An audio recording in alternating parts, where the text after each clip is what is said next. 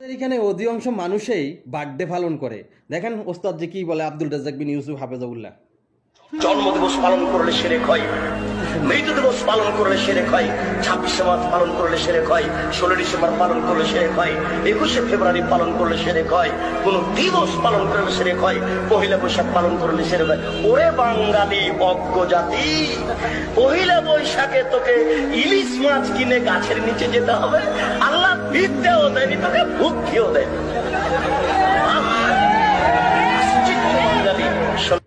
আমাদের এখানে এখন বর্তমান অধিকাংশ মানুষে দেখতে পাবেন ছেলে সন্তান হয়েছে 1 বছর পরে বার্থডে পালন করে, কেক কাটে।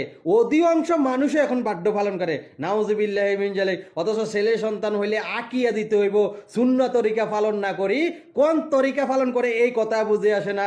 জন্মদিবস পালন করে, ওয়ার পরে আপনার পয়লা বৈশাখের দিন তো দেখতে পাবেন প্রত্যেকটা ঘরে ঘরে কি স্পেশাল খানা হইতেছে, পয়লা বৈশাখ পালন করে। আরে তুমি কি ইহুদি খ্রিস্টান নাকি? তুমি তো মুসলিম, তুমি তাদের নীতিতে চলতে হবে কেন? তুমি রসুলের নীতিতে না চলিয়ে তুমি তাদের নীতিতে কেমন করে চলতে পারো? তুমি আবার নিজেকে মুসলমান বলো, সেই কথা বুঝে ধরে না।